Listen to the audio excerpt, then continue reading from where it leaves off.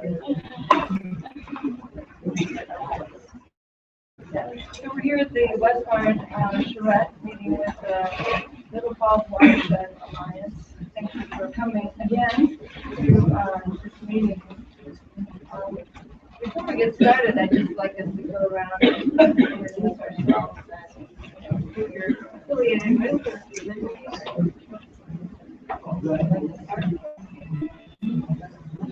Well, I'll start. I'm Dan Dozier. I'm president of the Little Falls Watershed Alliance, and I live in the neighborhood, actually, I pointed to my house over treating right out of it. Not in the area, but not in the sector plan, but in the area, walking distance. And we're here to talk about environmental issues. I'm Celia Martin. I'm a member of the Little Falls Watershed Alliance. I live on Palmer Ridge, so I about the Little Falls Street Valley number 1. And with LSWA and part of the plant committee, I work with the State Highway District on a joint venture and also regarding parks and restoring parks. I'm Charrette. I'm the executive director of the Little Falls Watershed Alliance. I live right here. One house out of the sector of Northern. I'm R.S. Style. I live in Sumner, and I'm a hydrogeologist and I work in water resources planning and environmental planning and FEMA. Hi, I'm Marcia Marsh. I'm an environmentalist, very active in the community for years. I'm now working with the Safe for Montgomery. Very concerned about the use of pesticides. And I'm in the Commission on Health. For years, I'm very concerned about the health aspects of this and we'd like to talk about it. And I definitely I'm David Bird,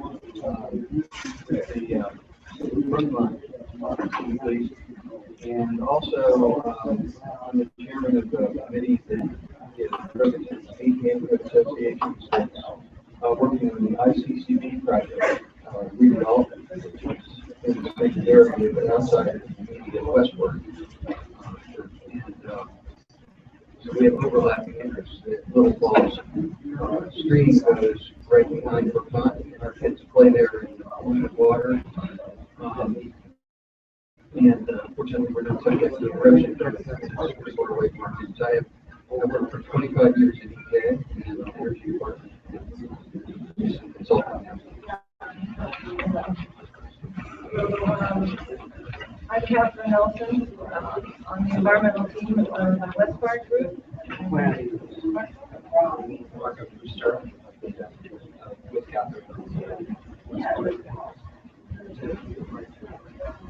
Martin Campo, supervisor for master planning. And I thought just to kick us off our discussion, I'd show you just a couple of slides showing some existing conditions within Westbard. So to orient you, this first slide that has come up with the parking lot behind the bowling alley and the apartment. The area where there's a foot crossing across Willett Branch is here. Actually quite a nice green buffer along that very paved over area.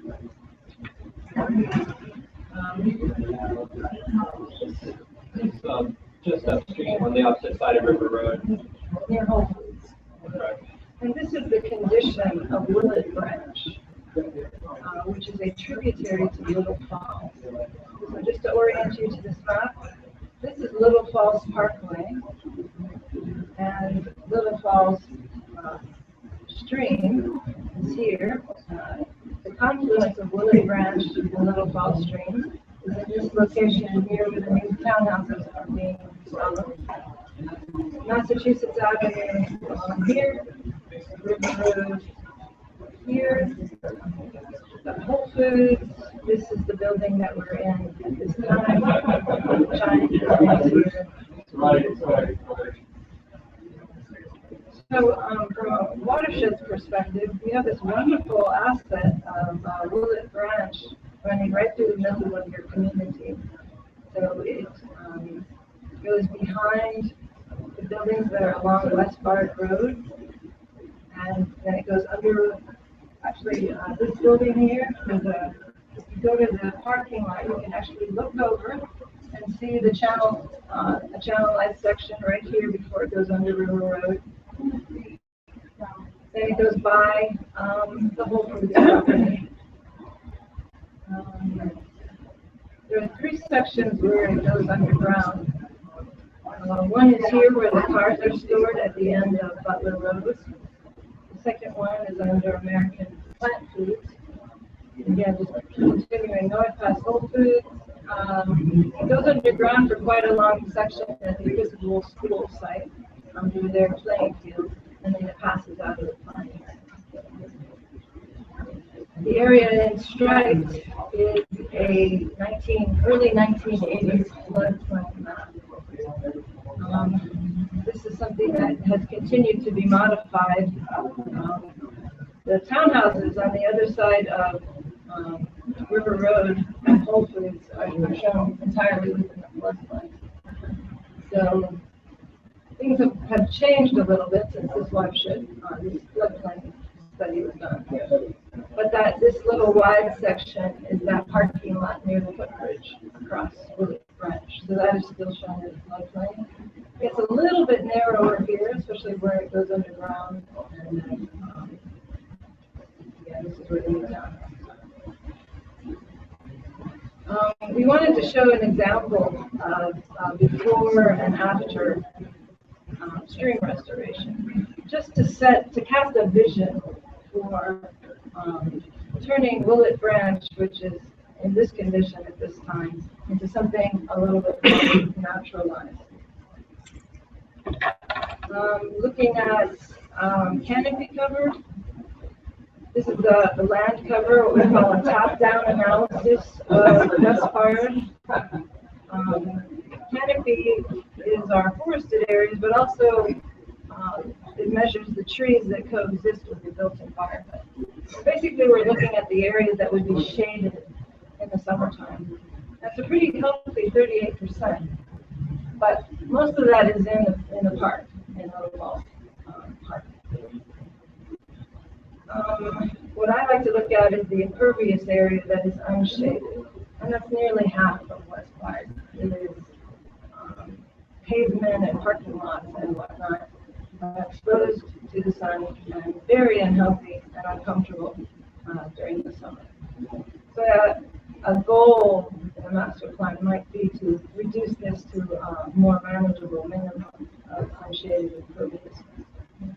In talking about the plant cover, there's a great deal of invasive species within the Westbard area. Invasive species tend to like these forest fragments, these very slender sections where they can get lots of height, but also lots of sunshine. And so this is a problem within Westbard. So this is our opportunity. We know that redevelopment is going to take place. We've been under the current master plan, but this master plan is an opportunity to make suggestions about how redevelopment can take place.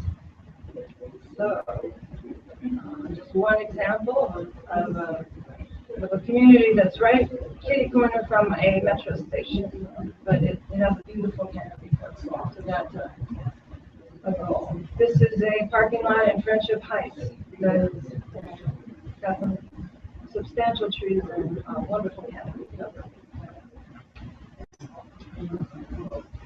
Okay, I'm going to stop there. I have some historic maps of the area, but if we need them, we'll use them.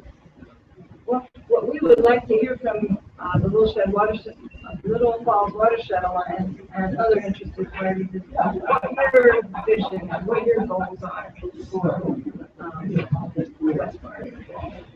I'll start and then Sarah will fill in behind me. But we have 5 major goals. Okay. One is the overarching goal is we would like this plan to to assist the community, the county, to plan for a restoration of the environment here overall, okay? And both within the sector plan and outside of the sector plan. Because as you all know, when you're talking about a watershed, it's an interconnected system. It's not just a piece. And so this is considered one of the least poorest water quality creeks in the county. You want to vote for the health of Chesapeake Bay, Potomac River, and for our neighborhood. We'd like to see this plan establish goals to improve the state of the watershed. Okay, now specifically, first thing, it's interesting, the number that we have in terms of impervious surface is 57%, which we got from the workbook that the department, the briefing book that you all prepared.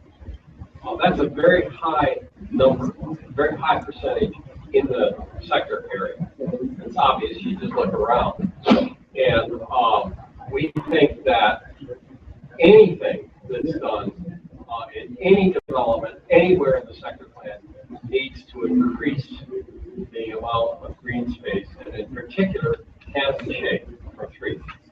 Okay, so it has to have significant tree and canopy space. Similarly, 57% of this is paved, and that means any paving that's been done, except in the last few years, is impervious surface. And so, and that impervious surface means that there's runoff that it has three destructive effects. One is it concentrates the amount of runoff.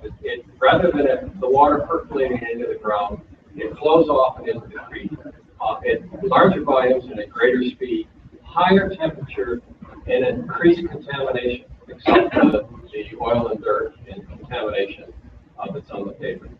So we want to see everything that possibly can be done to reduce impervious surface, and there are two ways to do that, as far as we know, the best way. One is not, to get rid of the concrete or pavement generally, and use and the other is to use pervious, that is concrete and other materials that allow water to flow through it and into the ground.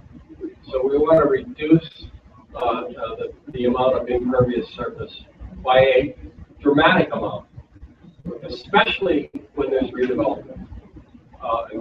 So the other piece is, and this has been talked about a lot, and we think that this is something that will not only be a plus for the environment, but for the neighborhood. And that is, we want to make as much of the Willard Branch as possible.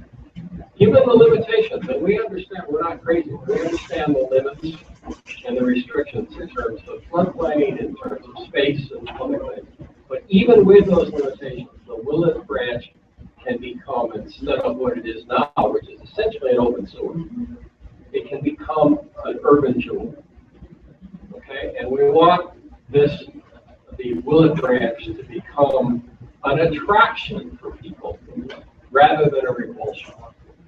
Okay, and there are lots of ways that can be done, and we'll get into more details. And as part of that, the stream needs to be, especially in areas where it's paved, and that pavement, the channelization can't be eliminated. There needs to be green added as much as possible in and around the creek.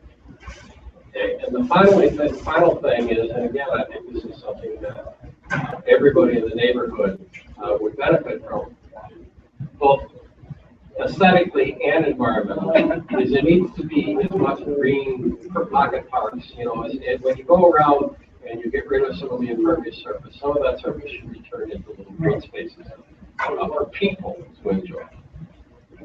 So, from an environmental viewpoint,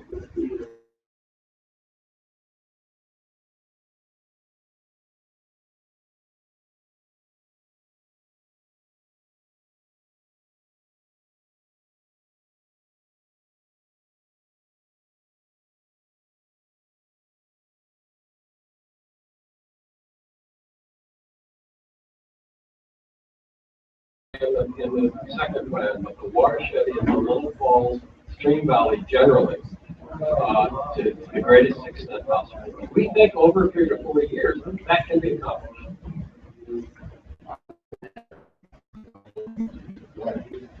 Objective of the idea of using infiltration and retention basins and bioretention basins, mainly not only for water quality purposes, but also to stabilize the stream flow.